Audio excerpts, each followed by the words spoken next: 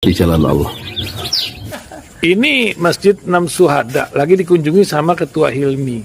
Modal awalnya berapa Pak Yudi Pramuko? 750.000 Rp750.000 aja. Jadi ini 500 jutaan nih barang. Sekarang udah habis 310. Masya Allah, tuh udah pakai keramik, laponnya tinggal. Granit tuh kayak marmer. Tuh, Masya Allah nih, sampai juga kita ke sini. Masjid Enam Syuhada, ngapa namanya Masjid Enam Syuhada, Ya, Pak Yudi? kita mau mendokumentasikan perjuangan dakwah nama anak muda pengawal Habib Rizik Syihab itu. Masya Allah. Yang dibunuh sama orang jahat di kilometer 50. Kilometer 50 ya. Itu kan simbol memperjuangkan dakwah itu kita harus memberikan segalanya untuk Islam kan ya, untuk Masya dakwah Islam. Allah. Dan nama anak muda itulah yang sudah memberikan segalanya untuk Islam. Masya Allah. Apa nanti nama pemuda itu ada juga di sini mungkin diterapkan? Mungkin namanya 6 Syuhada. 6 Syuhada Iya, itu, 6 Syuhada dipasang di sini, 6 Syuhada. Bip Ali, apa yang dikomentarin dari ini semua, Bip Ali? Masya Allah, luar biasa. Dari uang 700.000, kalau pengen ternyata bisa. Bisa. Allah kirim. Tuh, bisa. Ya, dengan Masya. masuk satu gang kecil, tapi Bapak ini luar biasa. Kecil tuh. Oh, Masya Allah ya. Satu call aja. Masya Allah. Perjuangan Pak Yudi Pramuko, YouTuber sejagat paling tua. Tertua di semesta. Tertua di semesta. Masya Allah. Tukang donat. Tukang donat. Tukang donat dari Paru. Ini saya laporkan dari lapangan ini, langsung dari Masjid Enam Syuhada. Masya Allah. Dan ini dia. Dalam lihat ah. Tuh lihat tuh masjidnya. Tuh imamnya di situ tuh. Malam-malam lagi kita. Masya Allah. Masih kurang nih.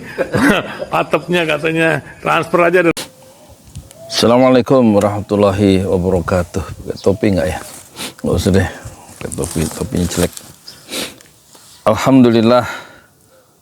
Wassalatu wassalamu ala rasulillah.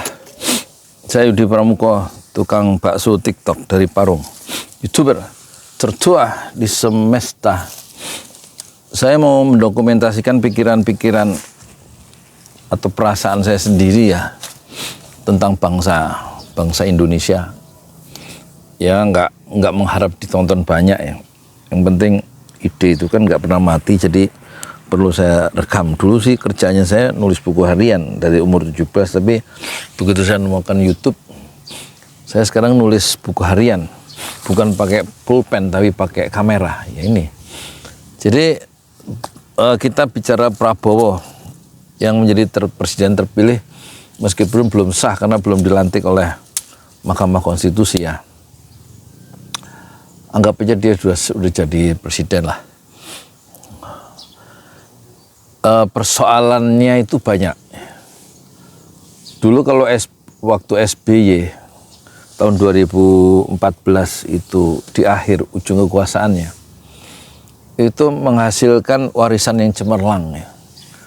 SBY Susilo Bambang Yudhoyono itu presiden periode kedua mewariskan undang-undang BPJS dan undang-undang desa untuk kesehatan masyarakat, dan yang satu untuk kesejahteraan desa dari segi ekonomi.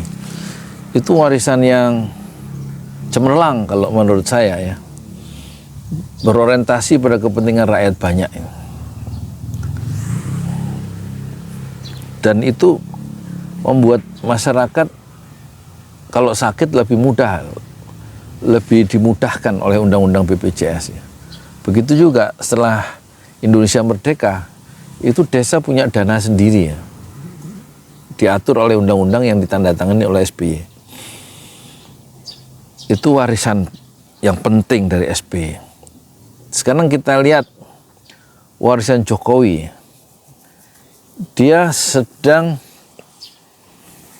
banyak persoalan yang menjadi bom waktu nanti. Ada undang-undang IKN yang memakai dana APBN sampai 20%, dan itu entah berapa tahun itu, sampai 2045 mungkin baru kelar itu. Ya, tiga kepemimpinan nasional, 30 tahun berarti, ya enggak? Kemungkinan itu baru kelar dan bikin susah APBN itu nanti. Terus undang-undang Minerba yang berakar pada kepentingan para oligarki yang punya tambang-tambang itu. Terus Jokowi juga nandatangani undang-undang KPK yang menurut para aktivis ini, civil society, aktivis demokrasi, undang-undang KPK itu justru membuat koruptor itu bisa merajalela, melemahkan KPK undang-undang itu. Terus Jokowi sekarang sedang bikin PP, peraturan pemerintah, yang turunan dari undang-undang ini, nomor 20 tahun 2013 tentang ASN, kalau nggak salah ya, aparatur sipil negara. Oh, mau hujan ini jam 1 siang, yaitu mengatur peraturan mengatur penempatan TNI aktif dan Polri aktif di lembaga-lembaga sipil. Coba itu menurut pengamat berarti sedang menghidupkan kembali dui fungsi ABRI yang dulu ditolak di zaman reformasi, yang sekarang menjadi menjadi mengaktifkan kembali dui TNI kira-kira ya. Dan ini langkah yang berbahaya lewat peraturan pemerintah yang sedang digodok itu. Dan menurut catatan masyarakat sipil, itu sekarang sudah ada TNI aktif sekitar 1.500 lebih yang menempati posisi-posisi di lembaga sipil ya. Dan ada sekitar 30 Polri aktif, polisi aktif, perwira aktif yang ada di BUMN dan di lembaga-lembaga yang lain. Ini berbahaya. Dan justru Jokowi sedang merancang itu untuk memperluas penempatan TNI dan Polri di lembaga-lembaga dengan peraturan pemerintah. Kecuali memang harus ada undang-undangnya, ada khusus beberapa lembaga yang memang wajib diisi oleh TNI. Tapi ini akan diperluas dengan peraturan pemerintah itu. Sebagai turunan dari undang-undang nomor 20 kalau nggak salah tentang ASN yang 20 tahun 2023. Lihat ini persoalan-persoalan yang akan diwarisi oleh Prabowo. Utangnya juga luar biasa. Utangnya itu sampai 8.000 triliun. Utang yang ditinggalkan oleh Jokowi. Tapi menurut catatan aktivis civil society, pejuang-pejuang demokrasi itu, utangnya kalau ditambah dari utang BUMN, itu kan utang pemerintah tadi, kalau ditambah utang BUMN, itu bisa 14.000 triliun, atau antara 11 sampai 13.000 triliun menurut hitungan Didik J. Rabin itu. Dan itu untuk membayar utangnya aja sampai 1/3 dari APBN itu, untuk membayar utang. Jadi betul-betul kas negara ini kosong atau disedot oleh utang itu. Yang di zaman Jokowi itu gila-gilaan utangnya. Bisa nggak Prabowo menyelesaikan persoalan kita itu? Sebenarnya format untuk membawa Indonesia maju, Indonesia emas juga nggak jelas itu. Nggak jelas. Belum soal kebebasan berpendapat ya. Kebebasan berpendapat. Kalau zaman Habibie, waktu dia menjadi presiden, naik menggantikan Pak Harto yang menyatakan mengundurkan diri tahun 98, itu Habibie itu langsung dia membebaskan seluruh tahanan politik yang ditahan di zaman Soeharto.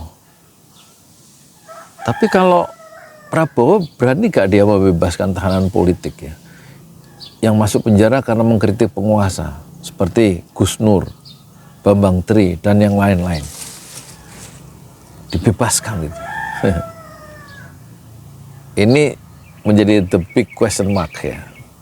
Kalau ngelihat rekam jejaknya Prabowo yang dulu tahun 98, justru dia anti terhadap kebebasan berpendapat dan justru menghilangkan orang yang mengkritik pemerintah dan menculiknya. Itu Prabowo, jangan dilupakan. Jadi agak sukar kita mengharapkan dia membebaskan tahanan-tahanan politik di awal-awal pemerintahannya, bulan pertama pemerintahan. Beda dengan B.J. Habibie waktu menjadi presiden, karena dia terdidik dalam demokrasi Jerman yang memang menghargai hak-hak asasi manusia, dia berkata, B.J. Habibie, penjara itu tempatnya orang yang berbuat jahat, ya kan? Tapi penjara bukan tempatnya orang-orang yang berbeda pendapat. Apalagi soal-soal yang mengkritik pemerintah dilepaskan semua oleh B.J. Habibie.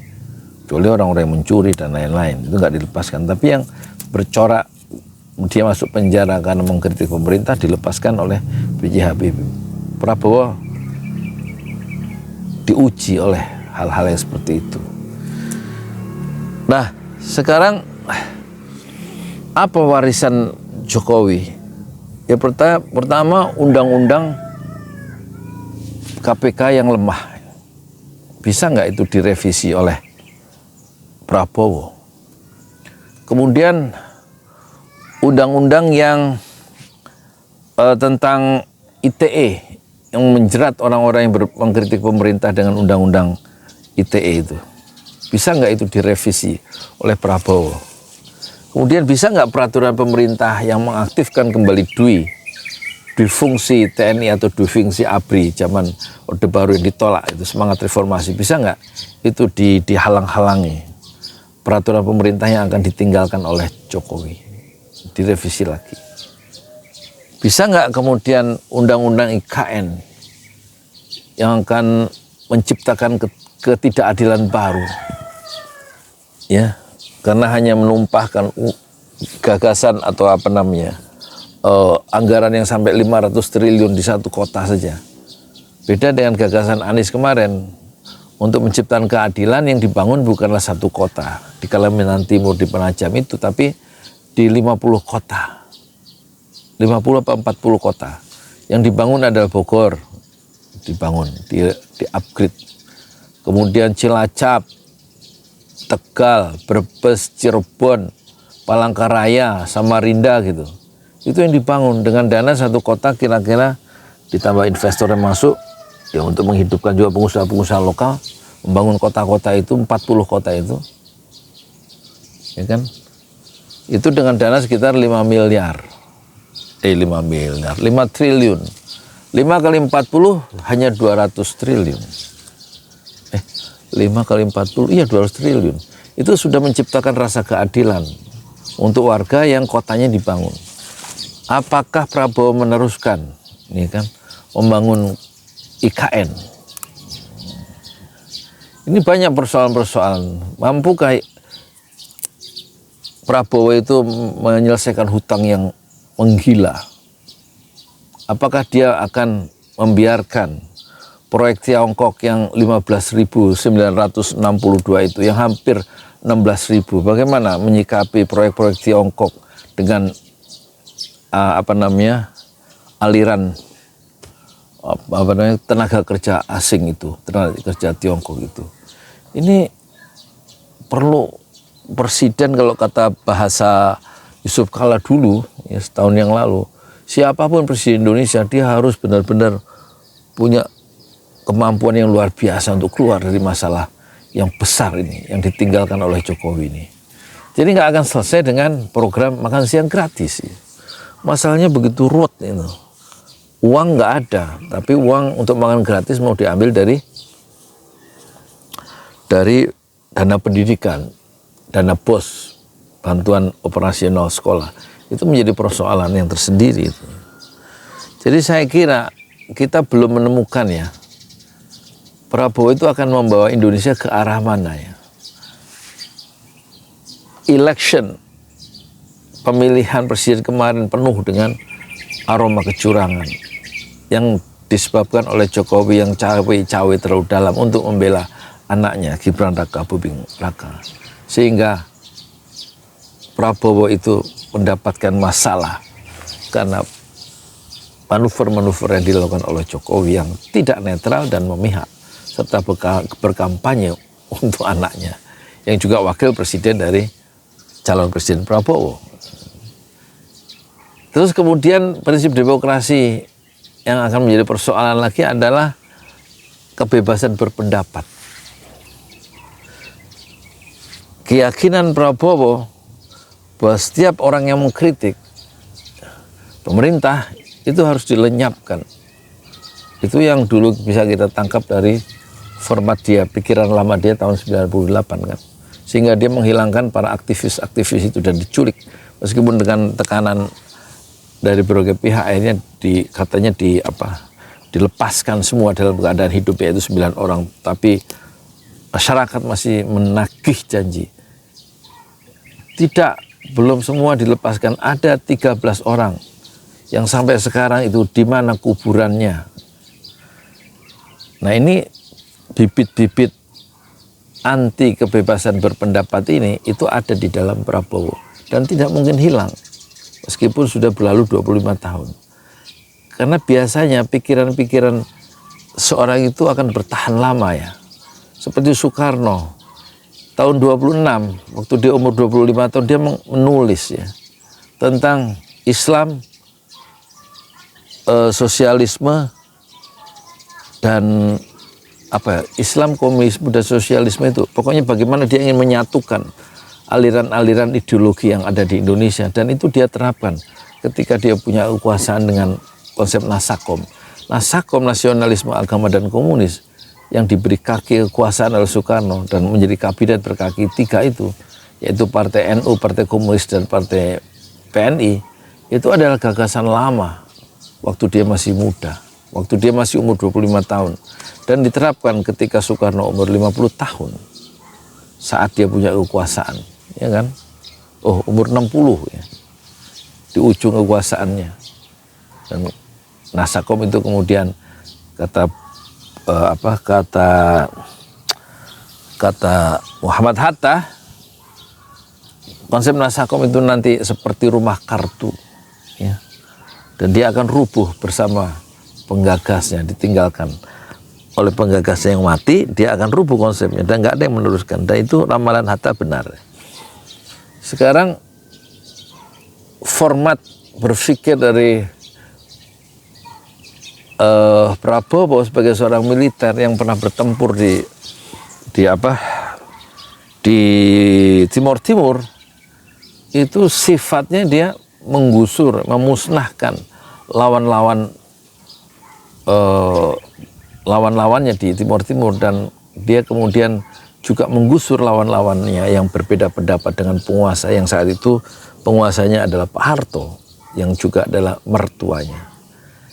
Jadi bibit-bibit otoritarianisme itu tampaknya akan menjadi bom waktu, akan menjadi laten dan muncul sewaktu-waktu dalam kepemimpinan Prabowo kalau dia tetap berlangsung selama 5 tahun.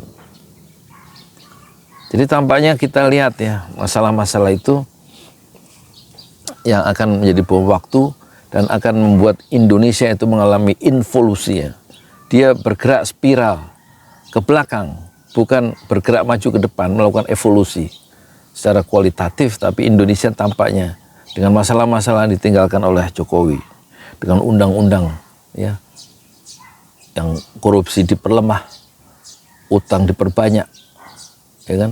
Kemudian cengkeraman dominasi Tiongkok itu begitu kuat, itu tampaknya akan membuat Prabowo mengalami kesulitan, kecuali dia punya gagasan-gagasan yang radikal ya.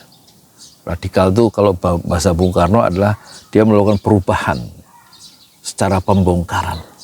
Tapi problemnya adalah Prabowo dalilnya adalah dia ingin melanjutkan kebijakan-kebijakan Jokowi. Jadi tampaknya Prabowo akan melakukan harakiri dan kita berada di dalam kapal besar yang akan tenggelam itu di bawah Prabowo. Kalau tidak ada suatu terobosan gagasan yang baru. Kalau hanya melanjutkan, kita akan melanjutkan dan membuat kapal itu betul-betul menuju satu titik arah yang kita akan sama-sama tenggelam bersama Prabowo. Assalamualaikum warahmatullahi wabarakatuh.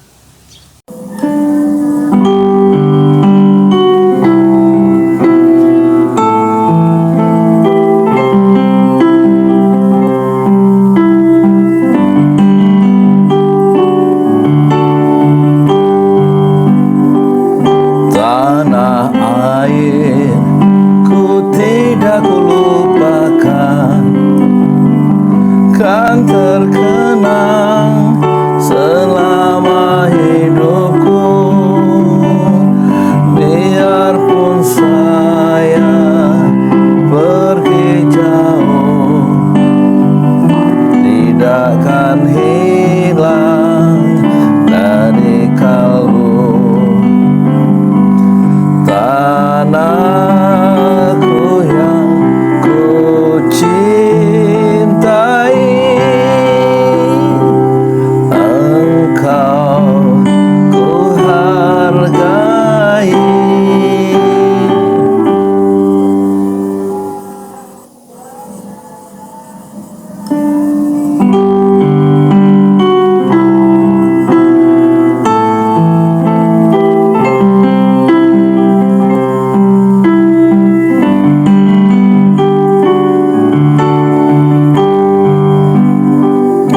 Walaupun banyak negeri ku jalani,